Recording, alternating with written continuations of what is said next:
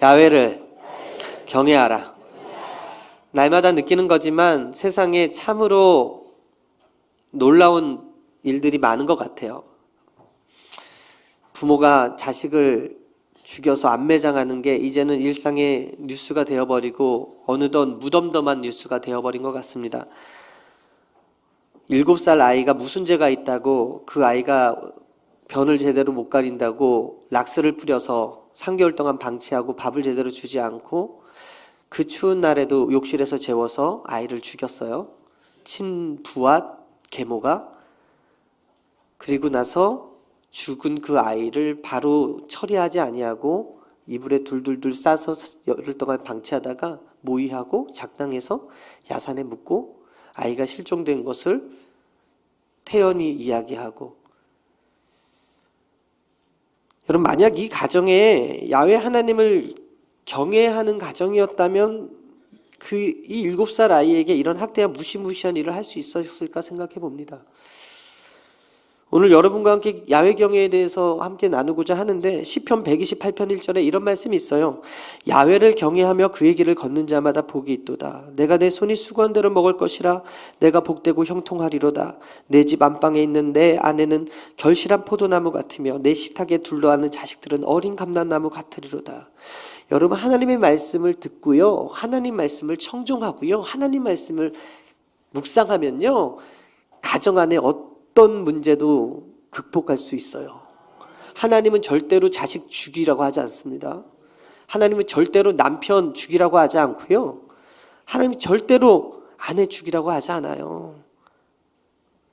하나님을 경외할 때 복이 있다고 이야기하는데 그 복이 뭐냐? 남편이 손이 수고한 대로 먹는 복, 성실함을 먹을거리로 삼아서 날마다 손수고한 일거들이 있게끔 만들어주시고, 아내가 아름다운 열매를 맺어서 남편에게 제공하고 자녀에게 제공해서 건강한 가정을 이루는 현숙한 여인이 되게 하는 복, 어린 감람나무 같은 자식들을 통하여서 풍성한 은혜를, 그래서 행복과 사랑을 누리는 가정의 복, 야훼를 경외하는 가정에 이런 복을 주신다는데, 이거 하나만 보더라도 우리가 우리 인생을 하나님을 경외하며 살아야 될 충분한 이유가 있지 않겠습니까? 왜 전도해야 됩니까? 그냥 단순히 예수 믿고 천국 가는 것을 위해서 기도하고 전도하는 게 아니라 왜 전도해야 됩니까? 세상에 가정이 무너지고 있다고요. 세상에 자녀들이 아파하고 있다고요. 세상에 깨지는 가정이 너무나 많은데 이 사람들에게 야훼 경외하는 법을 가르쳐줘야 되지 않겠습니까? 하나님의 말씀이 들어가야 되지 않겠습니까? 하나님의 말씀을 배워서 잘 살아야 되지 않겠냐고요. 여러분만 행복하면 어떡해요? 여러분만 천국을 경험하면 어떡하냐고요.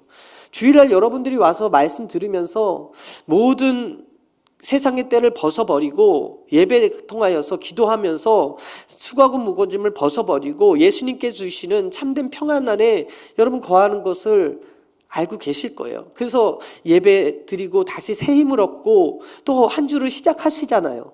그래서 어떤 역경과 연단과 고난이 와도 넉넉히 이기시잖아요. 내게 능력 주시는 자 안에서 내가 모든 것을 할 수 있다. 나의 가는 길 오직 그가 아시나니 내가 단련받은 후에 정금같이 나오겠다라는 거 다 아시지 않습니까? 근데 세상 사람들은요, 마음이 유리 같아서요, 쉽게 깨지기 쉽다고요. 그래서 어떻게 해요? 보복운전이 계속 문제가 되는 게 뭐예요? 화가 꽉 틀어차 있는 거예요. 정신병, 우울증, 자살이 많은 이유가 뭔지 아십니까? 그들에게 우리가 어떻게 해야 되겠냐고요. 지난주에 자기 전화 받지 않는다는 이유로 멀쩡한 가정을 파탄낸 한 남자가 있었습니다. 한 남자가 어느 부부 집에 침입해서 자고 있던 남편을 찔러 죽이고 그 아내도 찔러서 자진해서 전화를 한 거예요. 자수를 한 거죠. 알고 보니까 이 남편, 이 찌른 이 사람하고 이 여자하고 내연의 관계였던 거예요. 결혼하기 전에 게임에서 만났어. 온라인 게임에서 만나서 이렇게 그런 관계였다는 거죠. 그러다가 조건 보고서 결혼했겠죠. 그런데 이 남자가 이제 식상해진 거예요. 그래서 예전에 그 남자랑 연락이 돼서 1년 전부터 계속해서 연락이 되었는데 집 앞에 왔는데 전화 받지 않는다는 이유로 들어가서 멀쩡한 가정을 파탄내는 그런 일이 있었다는 거죠. 여러분, 결혼이라는 게 뭐예요? 한 사람만 바라보겠습니다. 한 사람만 사랑하겠습니다. 검은 머리 팥불이 되도록 그 사람만 바라보고 사랑하겠습니다라는 약속 아래 시작되는 하나님 만드신 제도 아닙니까? 그런데 인간이요, 그 제도를 깨고 있다는 거예요. 자신의 육신의 정욕, 안목의 정욕에 따라서. 마태복음 19장 4절 이하에 예수께서 대답하여 이르시되 사람을 지으시니가 본래 그들을 남자와 여자로 지으시고 말씀하시기를 그러므로 사람이 그 부모를 떠나서 아내에게 합하여 그 둘이 한 몸이 될지니라 하신 것을 읽지 못하였느냐? 그런즉 이제 둘이 아니요 한 몸이니 그러므로 하나님이 짝지어 주신 것을 사람이 나누지 못할 것이라. 여러분, 그런데요, 결혼식 여러분 지금 이제 여름이 돼서 많이 다니실 거예요. 하나님이 짝지어진 것을 사람이 나누고 있는 모습들을 너무나 많이 보고 있지 않습니까? 창세기 2장 18절 야훼 하나님이 이르시되 사람이 혼자 사는 것을 좋지 아니하니 내가 그를 위하여 돕는 배필을 지으리라. 돕는 배필을 지어서 줬더니 만족하지 못하는 거예요. 감사하지 못하는 거예요. 말라기 2장 14절 이하에 너희는 이르기를 어찌 됨이니까 한도다. 이는 너와 내가 어려서 맞이한 아내 사이에 야훼께서 증인이 되기 때문이라. 그는 내 짝이요 너와 서약한 아내로 돼 내가 그에게 거짓을 행하였도다. 그에게는 영이 충만하였으나 오직 하나를 만들지 아니하셨느냐? 어찌하여 하나만 만드셨느냐? 이는 경건한 자손을 얻고자 하심이라. 그러므로 내 심령을 삼가 지켜 어려서 맞이한 아내에게 거짓을 행하지 말지니라. 여러분, 성경 말씀만 잘 배워도 가정이 깨지지 않아요. 성경 말씀만 잘 알아도 아이들이 불행하지 않고 억울한 죽음을 당하지 않고 억울한 사람이 생기지 않는데, 야훼 경외하기를 우습게 여기고 말씀과 율례를 떠나 살다 보니까 내 소견대로 내 생각에는 내 인생이니까 개세라 내 마음대로 내 뜻대로 그렇게 살다 보니까 어떻게 돼요? 가정이 깨지고 있고요, 자녀들이 고통받고 있고요, 학대당하고 있고요, 힘들어지고 있는 거예요. 여러분, 왜 전도해야 되냐면 그냥 천국 가자고 전도하면 안 된다는 거예요. 너무나 힘든 그 가정에 예수가 들어오면, 예수님이 주인이 되시면 천국이 임해 오는 거예요. 행복해지는 거예요. 세상이 줄 수 없는 평안과 기쁨과 만족과 감사가 있는 거예요. 초막이나 궁궐이나 내 주 예수 모신 곳이 하늘나라가 될 수 있기 때문에 우리가 경외하는 가정을 만들어줘야 되는 의무감으로 전해줘야 된다는 거죠. 거룩한 신부로 부름받은 이스라엘 백성이 하나님을 떠나서 외도했어요. 그로 말미암아서 하나님께 버림받은 장면이 오늘 장면입니다. 하나님께서 이스라엘을 신부 삼아 주셨어요. 이사야 62장 5절에 마치 청년이 처녀와 결혼한 같이 내 아들들이 너를 취하겠고 신랑이 신부를 기뻐한 같이 내 하나님이 너를 기뻐하시리라. 이스라엘을 하나님이 기뻐하신 민족으로 신부로 삼아 주셨는데, 오늘 읽은 본문은 이스라엘 범죄가 무엇인지 일목요연하게 설명을 해주고 있는데, 한마디로 신랑 하나님 가슴에 이스라엘 신부가 비수를 꽂았다라는 거예요. 북이스라엘이 아수르에 의해서 기원전 722년에 멸망하게 됩니다. 그리고 강제로 추방당한 이후에 다른 지역 사람들이 이스라엘 땅으로 이주해 왔는데, 다른 지역 사람들이 이주해 왔다는 건 다른 지역에서 섬기던 신들도 그 땅에 들어왔다라는 거예요. 그들이 이스라엘 땅에서 이스라엘 백성이 섬기던 야훼도 섬기고 자기들이 고국에서 가져왔던 다른 신도 섬기는 혼합 종교의 그 모습을 보일 때, 이러한 모습이 하나님 앞에 죄였다라는 거예요. 이러한 모습이 하나님 앞에 합당치 않았다라는 것이에요.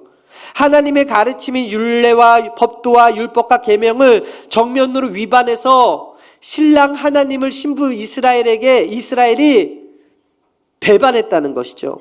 본문은 아수르에 의해서 이스라엘 땅에 강제로 이주한 이방 사람들도 이스라엘 백성에게 주신 율례와 법도와 율법과 계명을 지켜야 될 의무가 있음을 가르쳐 주는 거예요. 무슨 얘기입니까? 예수 믿는 여러분들만 율법과 율례와 법도를 따라 사는 것이 아니라 예수님을 모르고 사는 사람들에게도 하나님의 율법과 율례와 말씀이 필요하다라는 것입니다. 34절에 이런 말씀이 있어요. 오늘 본문 34절을 보시게 되면, 그들이 오늘까지 이전 풍속대로 행하여 야훼를 경외하지 아니하며 또 야훼께서 이스라엘이라 이름을 주신 야곱의 자손에게 명령하신 율례와 법도와 율법과 계명을 준행하지 아니하였다. 여러분, 오늘의 본문의 핵심이 무엇입니까? 이스라엘 땅에서 성행한 혼합 종교 현상을 지적하고 있다는 것이죠. 한마디로 야훼를 경외하지 않았다는 거예요. 오늘 읽은 본문에서 경외라는 단어가 34절에서 41절까지 몇 번 나오느냐면, 세어보시면 알겠지만 제가 세었거든요. 7번 나옵니다. 7번. 야훼를 경외하는 구체적인 방법이 뭐예요? 다른 신 섬기지 말라는 거예요. 다른 신에게 가서 절하지 말라는 거예요. 오직 하나님의 명령과 율법과 법도와 율법과 계명을 따라 살라라는 것입니다. 이것이 야훼 경외라는 것이거든요. 잠언서 1장 7절에 야훼를 경외하는 것이 지식의 근본이라고 하셨습니다. 야훼를 경외한다는 것은 하나님이 창조주시고 유일한 신임을 인정하는 동시에 인간이 피조물이고 유한한 존재라는 사실을 받아들이는 데서부터 시작을 하는데, 교만한 인간이 이것을 받아들이지 않아요. 겸손하고 순종하는 사람들이 그것을 받아들이죠. 그래서 여러분들이 복을 받는 거예요. 할렐루야. 야훼 경외하지 않는 사람들은 교만한 사람들입니다. 오늘 34절에 이전 풍속대로라는 그 표현이 나오는데 40절에도 이전 풍속대로라는 표현이 정확히 반복되어 있고 41절에도 오늘까지라는 표현이 있는데, 곧 사마리아의 혼합장교 양상이 열왕기 저자 시대까지 이어져 왔고 지속되었음을 볼 수 있어요. 더 나아가서 지금 우리가 살고 있는 2016년 대한민국에 사는 신앙인들에게 바로 이 혼합종교 양상이 보여지고 있다는 하나님의 음성을 여러분 듣게 되기를 바랍니다. 요사이 구글의 알파고하고 인간 대표 이세돌의 빅매치가 뜨거운 감자가 되어서 바둑에 관심 없었던 저도 관심 있게 보고 있어요. 여러분, 관심 있지 않아도 하도 매스컴에서 난리니까 9시 뉴스에 틀면 제일 먼저 헤드라인 뉴스에 나온 게 이세돌과 인공지능 알파고의 대결 아닙니까? 바둑 구단 고수, 여러분 인간 중에 톱 오브 톱인데 최고인데, 근데 그 사람이 3번 싸워서 3번 졌어요. 이 인공지능 이 알파고가 한 달에 100만 판을 두고 빠르게 실력을 키워가지고 현존하는 바둑 프로그램과 496번 싸워서 495번을 이겼대요. 지난해 10월에 유럽의 바둑 챔피언 판후이라는 사람을 상대로 전승을 했다고 합니다. 외신들이 뭐라 그러는지 아세요? 이 사실을 타전하면서 알파고는 신에 가까운 모습을 보여주고 있다. 중국 언론들은 뭐라 그러는지 아세요? 바둑 구단 5명이 함께 의논하고 해야 될 정도로 이 알파고는 신적인 능력을 갖췄다. 여러분, 인간이 만들었는데 신이래요. 인간이 만들었는데 신적인 능력을 갖췄다고 경외심을 나타내고 있어요. 여러분, 인간의 역사를 볼 때, 과거 역사를 볼 때요, 인간들은 태양을 신으로 삼았습니다. 달을 신으로 삼았습니다. 별을 신으로 삼았어요. 바다를 신으로 삼았어요. 바람물 신으로 삼고요. 각종 동물을 형상을 가지고 신으로 삼았어요. 이건 무엇을 의미하는지 아세요? 인간이 극복할 수 없는 것이 신이 되더라는 거예요. 우상이 되더라는 거예요. 여러분, 저기 유럽에 사람들도 예배합니다. 아프리카 사람들도 예배합니다. 일본 사람들도 예배합니다. 대상이 다를 뿐이죠. 101마리 달마시안이 모여가지고 여러분 성령대망이 한다는 얘기 들으셨나요? 저기 아프리카에 사는 그 코뿔소 10마리가 모여서 구역 예배한다는 얘기 들으셨어요? 오직 사람만이 영적인 존재고 영적인 경배의 대상을 찾는데, 신기한 게 대상이 다 달라요. 어떤 사람은 알라를, 어떤 사람은 부처를, 어떤 사람은 마호메트를, 어떤 사람은 자신을, 어떤 사람은 예쁜 아이돌을 그렇게 우상 삼고 살아요. 근데 오늘 하나님이 뭐라 그래요? 35절에 옛적에 야훼께서 야곱의 자손에게 언약을 세우시고 그들에게 명령하여 이르시되 너희는 다른 신을 경외하지 말며 그를 경배하지 말며 그를 섬기지 말며 그에게 제사하지 말고. 사람들이 우상을 섬기는 가장 중요한 이유가 뭔지 아십니까? 두려움입니다. 내 힘으로는 안 되는 이 두려움, 내 힘으로 안 되는 이 막막함, 그래서 누군가를 의지하고 싶은데 체면이 있어서 사람은 의지하기 싫고, 그래서 나에게 힘이 되는 존재, 그런데 내 체면이 구겨지지 않는 존재를 만들어야 됐거든요.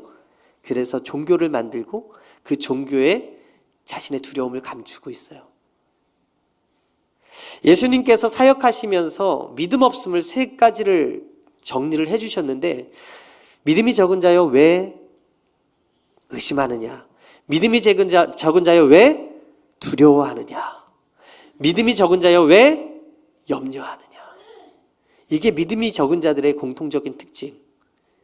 여러분, 오늘 야훼를 경외하는 하나님의 사람들에게 의심과 염려와 두려움이 사라지고 평안이 임하게 됨을 믿으시게 되길 바랍니다. 여러분, 37절에서 39절에 이런 말씀이 있죠. 또 야훼가 너희를 위하여 기록한 율례와 법도와 율법과 계명을 지켜 영원히 행하고 다른 신을 경외하지 말며, 38절에 또 내가 너희와 세운 언약을 잊지 말며 다른 신을 경외하지 말고, 39절에 오직 너희 하나님 야훼만을 경외하라. 그가 너희를 모든 원수의 손에서 건져내리라. 이스라엘 백성의 큰 근심이 뭐였어요? 그 당시에도 외적의 침입이 너무 잦았기 때문에 하나님이 야, 너희들이 나만 바라보고 나만 경외하고 나와 함께하면 어떤 어려움에서도 내가 너를 건지고 너희와 함께할 거야 약속하고 있는 거예요. 하나님은 이스라엘이 하나님 야훼만을 경외할 때 그 원수의 손에서 건져주시겠다고 분명하게 약속하셨어요. 시편 145편 19절에 그는 자기를 경외하는 자들의 소원을 이루시며 또 그들의 부르짖음을 들으사 구원하시리로다. 시편 34편 7절에 야훼의 천사가 주를 경외하는 자를 둘러 진치고 그들을 건지시는도다. 여러분, 어저께 한미 연합훈련이 사상 최대 인원과 함께 펼쳐진다고 뉴스에 나오더라고요. 그런데 그거에 발맞춰서 북한이 중앙통신에서 뭐라 그러냐면 서울 해방 운동을 펼치겠다, 서울 수복을 하겠다, 이렇게 으름장을 놓고 있는 거예요. 여러분, 북한이 이렇게 으름장 놓을 수 있는 이유가 뭐예요? 그들이 의지하는 게 핵이라는 우상이 있거든요. 이 시대에 북한이 핵무기를 만들어서 위협하고 있는 이때 우리에게 필요한 게 뭐예요? 야훼를 경외하는 신앙이라는 거예요. 하나님을 경외할 때 핵은 무용지물이 되는 거예요. 하나님을 의지할 때 하나님께서 전쟁의 위협과 외세의 침입에서 보호해 주시는 거예요. 여러분, 미국이 우리의 우방이라고 생각하지 마십시오. 중국이 우리를 돕는다고 생각하지 마세요. 러시아가 우리의 편이라고 생각하지 마십시오. 열왕기상, 역대상을 다 보면 왜 적을 의지했을 때 그 나라가 망했어요. 우리나라 한반도 역사를 바라봐도 중국을 의지하고 러시아를 의지하고 일본을 의지했다가 우리나라가 반토막이 났잖아요.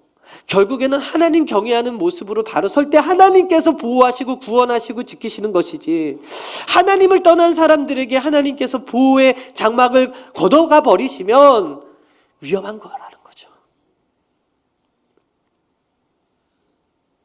시편 146편 3절에 귀인들을 의지하지 말며 도울 힘이 없는 인생도 의지하지 말지니 그의 호흡이 끊어지면 흙으로 돌아가서 그날에 그의 생각이 소멸하리로다. 야곱의 하나님을, 따라합니다, 야곱의 하나님을 자기의 도움으로 삼으며 야훼 자기 하나님에게 자기의 소망을 두는 자는 복이 있도다. 믿으시면 아멘. 시편 3편 6절에서 8절에 천만인이 나를 에워싸 진친다 하여도 나는 두려워하지 아니하리이다. 야훼여 일어나소서, 나의 하나님여 나를 구원하소서. 주께서 나의 모든 원수의 뺨을 치시며 악인의 이를 꺾으셨나이다. 따라합니다. 구원은 야훼께 있사오니 주의 복을 주의 백성에게 내리소서. 북한을 두려워하지 마십시오. 핵을 두려워하지 마십시오. 열방의 전쟁의 소문들에 대해서 겁내지 마시고요. IS 테러 사건 가지고 두려워하지 마십시오. 예수님께서 이 땅에 오셔서 믿음이 작은 자여 왜 의심하느냐, 믿음이 작은 자여 왜 두려워하느냐, 믿음이 작은 자여 왜 염려하느냐 하셨어요. 평안을 너에게 끼친다고 하셨어요. 새 계명을 너에게 준다고 하셨어요. 하나님 사랑하고 이웃 사랑하면 하나님 경외하는 줄 내가 너에게 알게 하겠다 하셨어요. 여러분, 하나님을 사랑하고 하나님을 경외하는 하나님의 사람들에게 구원을 보여주신다고 하시니 오늘 이 말씀 받들고 나아가서 야훼 하나님을 경외하는 인생 되기를 주님의 이름으로 축원합니다. 열왕기 하는 왜 예루살렘이 무너지고 유다가 멸망했는가를 정확하게 짚고 가르쳐 줍니다. 왜 멸망했는가에 대한 질문에 대한 대답인데, 북이스라엘의 멸망도 주의 깊게 살피면서 이 남유다의 신학자들이 깊이 있게 해석을 하는 거예요. 이스라엘 멸망의 신학적인 이유는 다른 신들을 경외했기 때문이다. 야훼께서 쫓아내신 열국들의 관습을 따라서 행한 것이다. 이스라엘 여러 왕들이 세운 관습을 쫓아서 행하고 하나님을 의지하지 않고 하나님을 떠나고 다른 열왕들을 의지했기 때문이다. 분명하게 북이스라엘이 망한 것은 하나님을 경외하지 않았기 때문이다라고 진단하고 있다는 것이죠. 40절에 이런 말씀이 있어요. 그러나 그들이 듣지 아니하고 오히려 이전 풍속대로 행하였느니라. 많은 선지자들을 통해서, 많은 하나님의 사람들을 통해서 하나님의 메시지가 선포되었는데 그들이 듣지 않았다라는 거예요. 이전 풍속대로 자식제인의 옳은 소견대로 행하여서 이렇게 망하게 되었다. 이렇게 해석하고 있는 것이죠. 여러분, 여기서 듣다라고 번역되어 있는 동사 히브리어 샤마는요, 순종하다라는 의미가 있습니다. 듣기만 하고 행하지 않아서 모래 위에 집을 세운 것 같다고 예수님께서 꾸중하셨던 것은 이 샤마의 반쪽만 행하고 정작 중요한 나머지 반쪽 부분에서는 순종하지 않는 사람들을 향한 것이었어요. 마태복음 7장 26절에 나의 이 말을 듣고 행하지 아니하는 자는 그 집을 모래 위에 지은 어리석은 사람 같으리니 비가 내리고 창수가 나고 바람이 불어 그 집이 부딪힘에 무너져 그 무너짐이 심하니라. 그들은 분명히 오직 하나님을 경외하고 하나님의 율법과 율례대로 순종하고 나아가라는 것을 듣긴 들었어요. 명령과 책망을 분명히 귀로 들었어요. 그러나 순종의 들음이 그들의 삶 가운데 나타나지 않았다고요. 그들이 여전히 이전의 풍속을 따라 살았어요. 익숙한 악한 문화에 매여 살았어요. 북이스라엘 멸망 후에 그 지역에 거주하던 사마리아인들은 삶에서 듣긴 들었어도 불순종하는 모습을 보였다고요. 오늘 이 말씀이 여러분들에게 도전이 되었으면 좋겠습니다. 여러분, 얼마나 많은 말씀을 들으셨나요? 얼마나 많은 말씀을 알고 계시나요? 근데 나의 삶 속에서 순종하는 거 어렵다는 거죠. 쉽지 않다라는 거죠. 그럼에도 불구하고 반쪽으로, 그래서 무너지는 인생 살지 말고 듣었으면 순종하여 행함 있는 믿음으로 바로 굳건히 서서 어떤 환경의 어려운 가운데서도 무너지지 않게 해달라고 여러분 기도해야 될 것입니다. 앞서 말씀드렸듯이 가정이 무너지고 자녀들이 그렇게 안 되는 이유가 이런 학대와 여러 가지 어려움으로 인해서 이런 사건 사고들이 많은 이유가 듣긴 들어도 행하지 아니함 때문에 그렇다라는 거예요. 여러분 아시다시피 어떤 그 목사님이자 교수님이고 독일 유학 갔다 온 분이 딸을 미이라로 만들어서 자신의 명예에 걸림돌이 될까봐 했다라는 그거, 그 사람이 말씀을 몰랐겠습니까? 여러분, 신학자 중에서 독일 신학자가 최고예요. 그런 최고의 지성인이 그런 악을 행하는 데 있어서는 삶의 순종이 습관이 되지 않았다라는 거예요. 따라서 야훼를 경외하는 처음 시작이 순종 훈련에 있음을 여러분 기억하게 되기를 바랍니다. 창세기 22장 12절에 사자가 이르시되 그 아이에게 내 손을 대지 말라, 그에게 아무 일도 하지 말라, 내가 내 아들 내 독자까지도 내게 아끼지 아니하였으니 내가 이제야 내가 내 하나님을 경외한 줄 아노라. 100세 때 얻은 아들 이삭을 죽이라는 명령에 순종하여서 그날 아침 일찍 이삭을 데리고서 3일 길을 가가지고 헤브론 산지에서 어떻게 해요? 그 아들을 잡아 죽이는 거예요. 그때 하나님께서 뭐라 그래요? 순종하는 너의 그 모습을 보고 내가 야훼 하나님을 경외한 줄 알겠다 그래요. 아브라함의 순종을 통해서 하나님께서 경외함을 아셨다고 한다면 여러분 순종이 얼마나 중요한지요. 사마리아에 거주하던 이방 사람들은 하나님만 섬기지 않았어요. 하나님도 섬겼어요. 그들은 여전히 우상을 섬겼고 하나님에 대한 불순종을 이어갔어요. 문제는 이들이 그들의 때에서만 불순종하지 않았다라는 거예요. 그 혼합적인 종교심과 불순종이 자연스럽게 자녀들에게, 자연스럽게 자식들에게도 이어갔다는 거예요.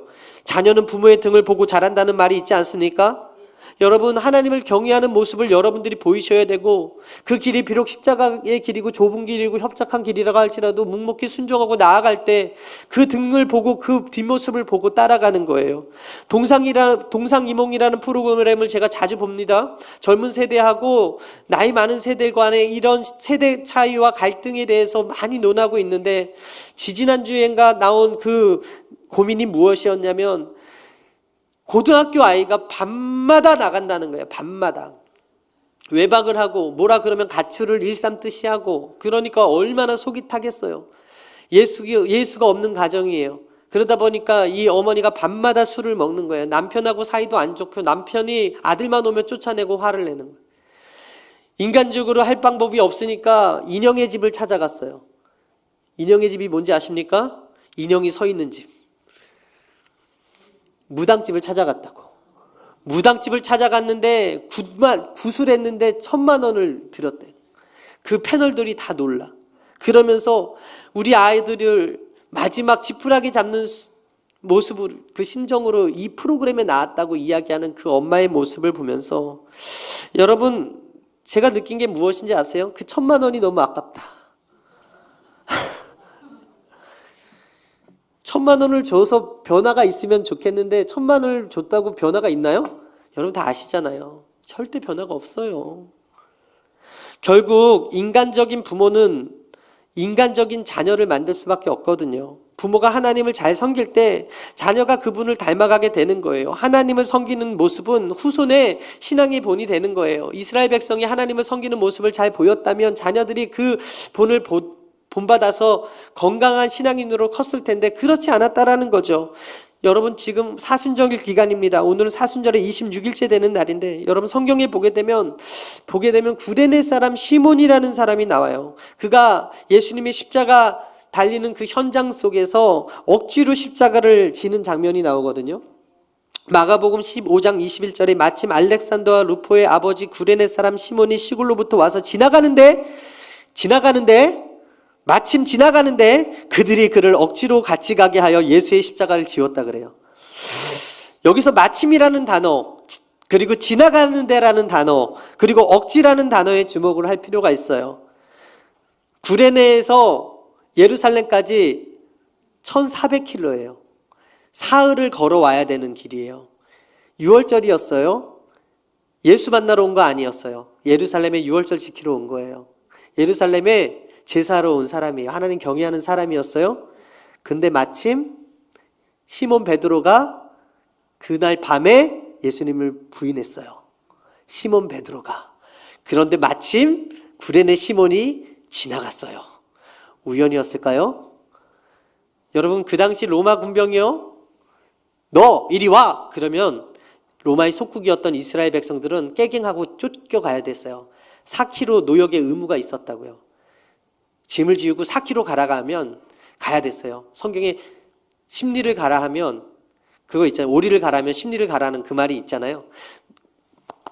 억지로 잡아가지고 일을 시키면 해야 되는 그런 의무가 이스라엘 백성들에게 있어서 십자가를 지라고 하는데 졌는데 얼마나 힘들었겠어요? 그리고 이 옆에서 깨갱거리면서 나오는 이 젊은 청년이 얼마나 싫었겠냐고요.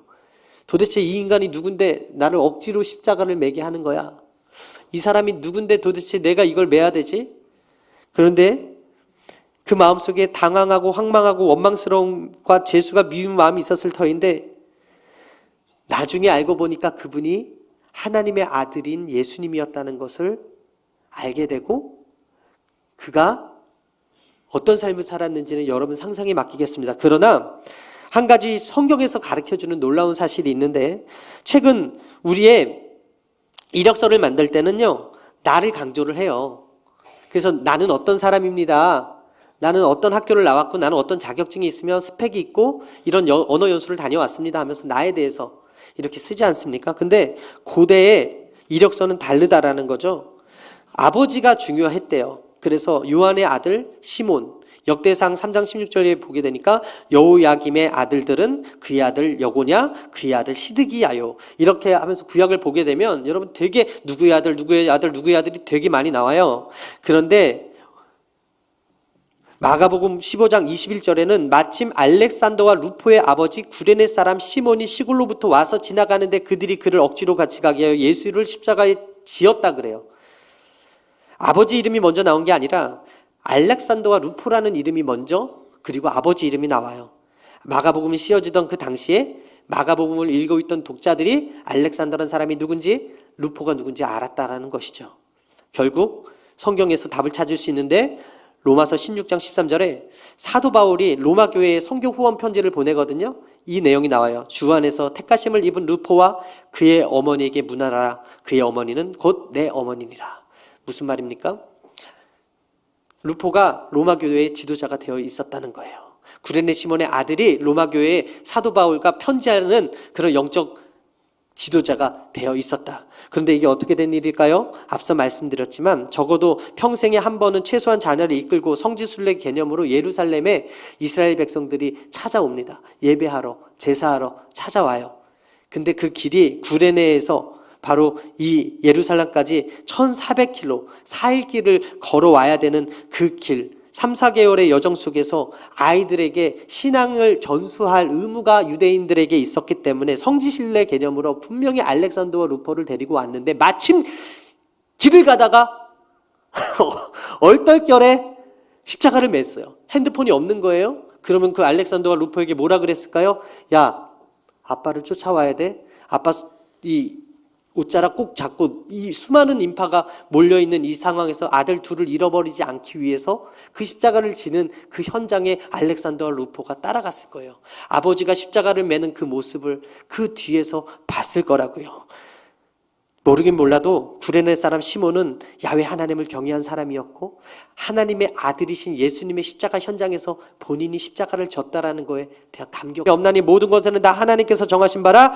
그러므로 권세를 거스리는 자는 하나님의 명을 거스림이니 거스르는 자들은 심판을 자취하리라. 다스리는 자들은 선한 일에 대하여 두려움이 되지 않고 악한 일에 대하여 대나니 내가 권세를 두려워하지 아니하려느냐. 선을 행하라. 그리하면 그에게 칭찬을 받으리라.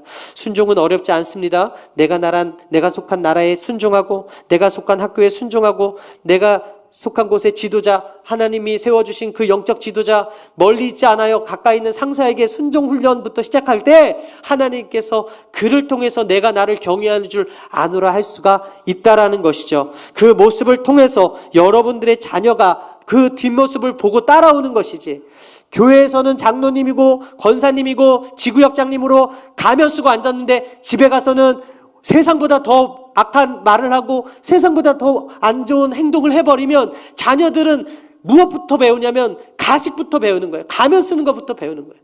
여러분, 이 안에서도, 가정에서도, 여러분 직장에서도, 여러분 속한 공동체에서도 순종훈련하시게 되길 바랍니다. 말씀을 마치겠습니다. 여러분, 시편 25편 14절에 이런 말씀이 있어요. 야훼의 친밀하심이 그를 경외하는 자들에게 있으며, 경외는 우리로 하여금 하나님과 친하게 만들어요. 할렐루야. 하나님과 친하게 원하시면 아멘 하십시다. 아시아 최고 갑부 이가성 회장과 운전수 이야기가 있어서 소개하고 마치겠는데, 홍콩의 화교계 최고 갑부인 홍콩 이가성 회장의 운전수가 30년간 그의 차를 몰았어요. 떠날 때가 됐어요. 은퇴할 때가 돼가지고 이가성 회장이 너무나 그의 노고가 고맙고 수고한 것이 고마워서 노년을 편하게 보내기 위해서 우리 돈 3억 6천만 원의 수표를 건넸대요. 그 퇴직금으로. 30년 동안 운전만 했는데 3억 6천만 원을 줬대. 그랬더니 운전수가 필요 없다 그러더는 거예요. 그러면서 자기도 36억 정도는 모아놨다라는 거예요. 그래서 이가성 회장이 귀하게 여겨서 물었대요. 아니, 월급이 100만 원 정도밖에 안 됐는데 어떻게 그렇게 큰 돈을 모을 수 있었냐고. 그러자 그 운전수가 제가 차를 몰 때 회장님이 뒷자리에서 전화하시는 것을 듣고 땅 사실 때마다 저도 조금씩 사놓았고 주식 살 때마다 저도 따라서 조금씩 사놓았는데 지금 자산이 36억 이상에 이르고 있어요. 회장님 감사합니다 그러더라는 거예요. 여러분, 이게 무엇을 의미해요? 인생에 누구를 만나느냐, 그리고 어떤 사람과 친하냐 되게 중요해요. 이런 말이 있어요. 파리 뒤를 쫓으면 변소 주위만 돌아다닐 것이고 꿀벌 뒤를 쫓으면 꽃밭을 함께 노리게 될 것이다. 물은 어떤 그릇에 담느냐에 따라서 모양이 달라지지만 사람은 어떤 사람을 사귀느냐에 따라서 운명이 결정된다. 인간관계의 중요성을 이야기하는 이야기인데, 하나님과 친밀한 사람에게 여러분 어떤 복이 임하겠습니까? 인간과 친밀해도 꼼꼼물이 떨어지는데 천지를 말씀으로 창조하신 하나님을 경외하는 자에게 하물며 어떤 복이 있겠냐라는 거예요. 야훼를 경외하는 복이 성경에 찾아보면 되게 많아요. 시간이 없으니까 안 읽는데 야훼 경외에 대해서 어떤 복이 있는지 여러분 다 찾아보시고, 하나님을 경외함으로 그분의 임재 안에서 하나님의 뜻과 마음을 이해하고 진정한 친밀함을 누리며 사는 여러분들의 삶이 되기를 주님의 이름으로 축원합니다. 가는 길이 십자가의 길이고 좁은 길이고 사람들이 외면하는 길이라고 할지라도 하나님 경외하는 길이 정답입니다. 하나님 경외하는 길이 하나님이 원하시는 길입니다. 그 길에, 섬김의 길에, 순종의 길에 오늘 하루도 하나님과 친밀한 삶을 사는, 그래서 하나님 앞에 잘했다 칭찬받는 충성된 일꾼들 다 되시기를 주님의 이름으로 축원합니다.